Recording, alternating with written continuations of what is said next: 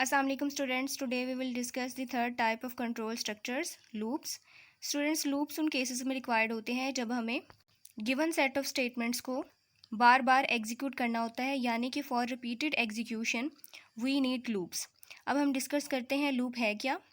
ये loop की definition है: a structure that allows repeating a set of statements up to fixed number of times or until a certain criteria is satisfied. Loop structure fulfils this basic requirement. Loop basically एक structure है जिसमें given set of statements की बार बार execution हो सकती है या repeated execution हो सकती है. ये रिपीटेड एग्जीक्यूशन दो तरह की हो सकती है, या तो फिक्स्ड नंबर ऑफ टाइम्स, यानी कि हमें पहले से आइडिया होता है कि कितने नंबर ऑफ टाइम्स हमने सेट ऑफ स्टेटमेंट्स को एग्जीक्यूट करना है, एग्जीक्यूशन रिपीट करनी है. फॉर एग्जाम्पल हमें आइडिया हो कि 10 टाइम्स एग्जीक्यूशन रिपीट करनी है, 20 टाइम्स एग्जीक्यूशन करनी है. और दूसरा है until a certain criteria is satisfied. दूसरे केस में रिपीटेड एग्जीक्यूशन डिपेंड करती है एक सर्टेन कंडीशन पे. जब तक वो कंडीशन फुलफिल नहीं होती तब तक प्रोग्राम में स्टेटमेंट्स की रिपीटेड एग्जीक्यूशन होती रहती है. Students, there are two types of loops, for next loop and while when loop. पहले फॉर नेक्स्ट लूप डिस्कस करते हैं. For next loop, students, for next loop हम उन केसेस में यूज़ करते हैं जब हमें पहले से आइडिया हो कि गिवन सेट ऑफ स्टेटमेंट्स को कितनी बार रिपीटेडली एग्जीक्यूट करना है.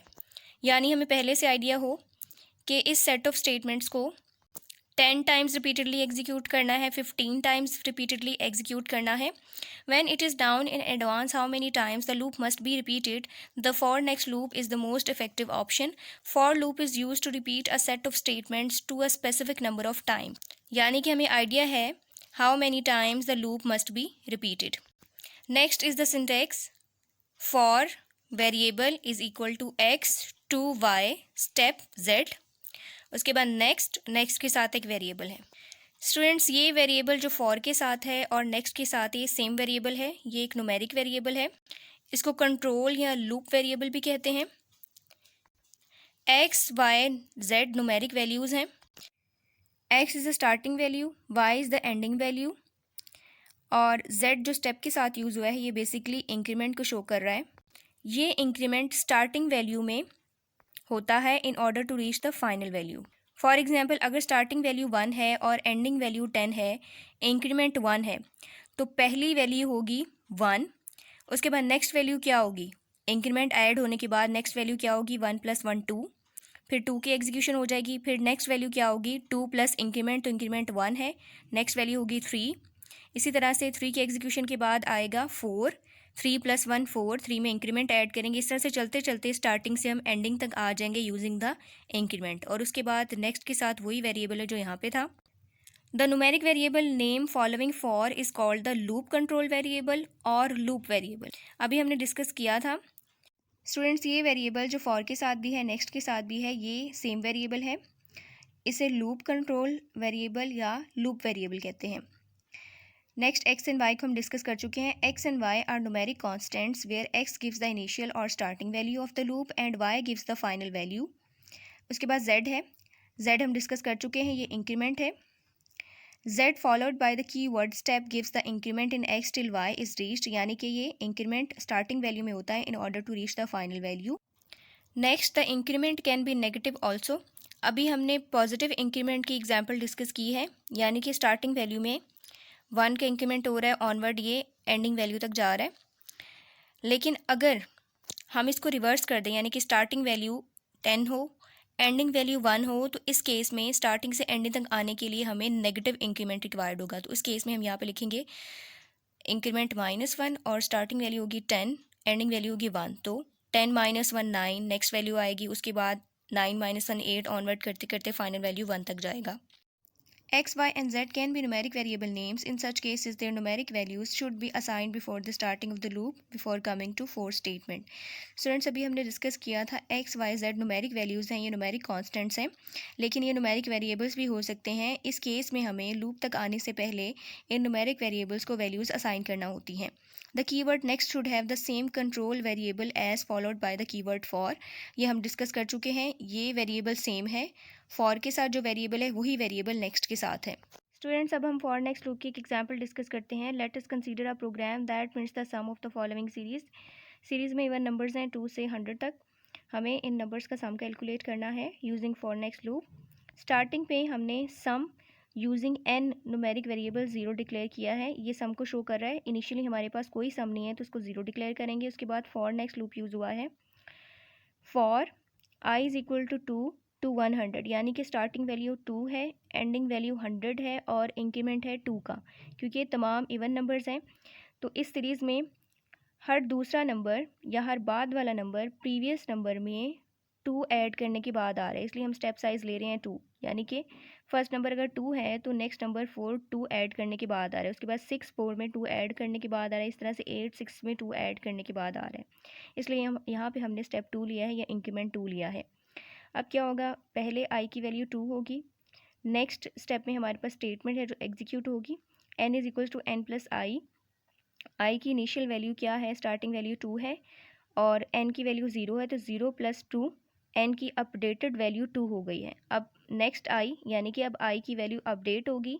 आई में इंक्रीमेंट होगा 2 का तो 2 प्लस 2 4. आई की नेक्स्ट वैल्यू हो गई है 4. अब हमारे पास अपडेटेड n था 2.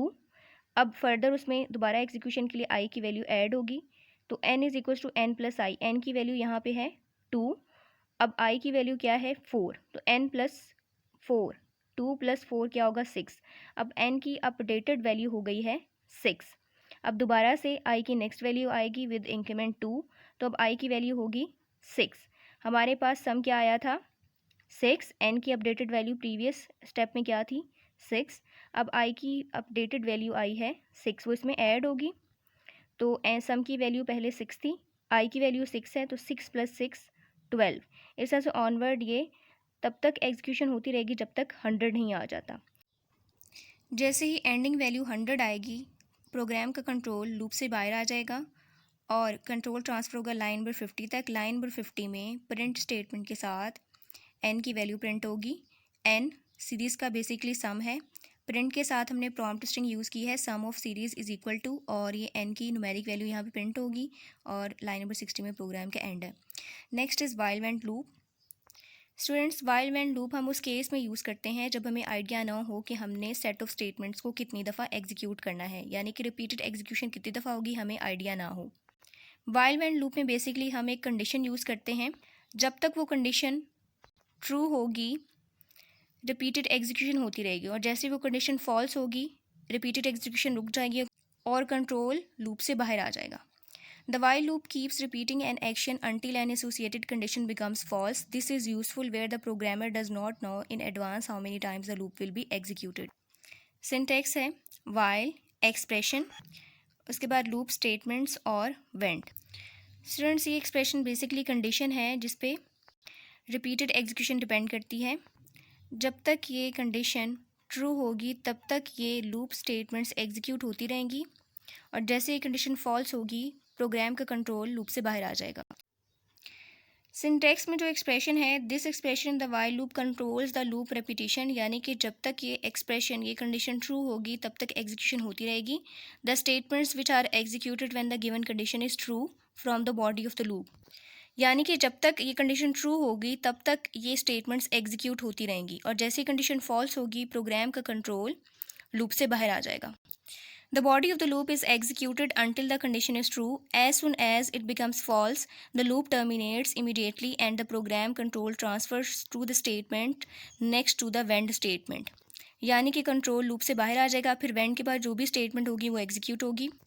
It must be noted that the loop control variable in while loop is always initialized outside the body of the loop and is incremented or decremented according to the program logic inside the body of the loop. Students, while when loop में जो condition के अंदर variable होता है उसको loop से पहले ही initialise करवाया जाता है, यानी कि इस एक्सप्रेशन में जो कंडीशन है और उस कंडीशन में जो भी वेरिएबल यूज़ हो रहा है उस वेरिएबल को इस लूप से पहले ही इनिशियलाइज़ करवाया जाता है. ऐसा सिर्फ वाइल व्हेन में ही होता है. Whereas in for loop the loop control variable is initialised and incremented और decremented within the for statement. Students, आप देख सकते हैं फॉर नेक्स्ट लूप में लूप वेरिएबल लूप के अंदर ही डिक्लेयर होता है, जबकि वाइल व्हेन लूप में अभी हमने डिस्कस किया है लूप वेरिएबल लूप से पहले डिक्लेयर होता है। नेक्स्ट वाइल व्हेन लूप की एग्जांपल है write a program to print digits from 1 to 10। Students इस प्रोग्राम को हम वाइल व्हेन लूप से डिस्कस करते हैं। स्टार्टिंग पे हमने डिक्लेयर किया है लूप वेरिएबल। स्टूडेंट्स अभी हमने डिस्कस किया था वाइल व्हेन लूप में लूप वेरिएबल लूप से पहले डिक्लेयर किया जाता है, जबकि फॉर नेक्स्ट लूप में लूप वेरिएबल लूप के अंदर डिक्लेयर किया जाता है। दोनों लूप्स में इंक्रीमेंट लूप के अंदर ही होता है, लूप की बॉडी में होता है। वाइल व्हेन लूप में भी लूप की बॉडी में इंक्रीमेंट होता है, फॉर नेक्स्ट लूप में भी लूप की बॉडी में इंक्रीमेंट होता है। अब वाइल व्हेन के केस में हमने वेरिएबल पहले ही डिक्लेयर करवा दिया है, ये लूप वेरिएबल है। उसके बाद हमने वाइल व्हेन लूप यूज़ किया है। While n is less than और इक्वल टू 10 प्रिंट n। हमने 1 से 10 तक तमाम डिजिट्स प्रिंट करने हैं, तो हमने कंडीशन लगा दी है कि जब तक n की वैल्यू 10 से कम है या 10 है तब तक ये प्रिंट होते जाएं। स्टार्टिंग वैल्यू हमने ले ली है 1, n प्रिंट हो जाएगा। उसके बाद हमने इंक्रीमेंट लिया है n is equal to n plus 1। n की वैल्यू क्या है यहाँ पे स्टार्टिंग पे 1, तो 1 प्लस 1 इंक्रीमेंट हो गया 2। अब n की वैल्यू 2 प्रिंट होगी, वो चेक होगा कि 2 इज़ लेस देन और इक्वल टू 10, कंडीशन फुलफिल हो गई है, 2 प्रिंट हो गया। उसके बाद n की नेक्स्ट वैल्यू क्या होगी 2 प्लस 1 3 चेक होगा, 3 लेस देन और इक्वल टू 10 है, कंडीशन फुलफिल हो गई, 3 प्रिंट हो जाएगा। इस तरह से ऑनवर्ड चलता जाएगा। जब ये कंडीशन फॉल्स होगी, यानी कि जब n की वैल्यू 10 आएगी तो 10 प्लस 1 11, ये कंडीशन जब फॉल्स होगी तो कंट्रोल इस लूप से बाहर आ जाएगा और प्रोग्राम एंड हो जाएगा। स्टूडेंट्स ये थे हमारे आज के टॉपिक्स।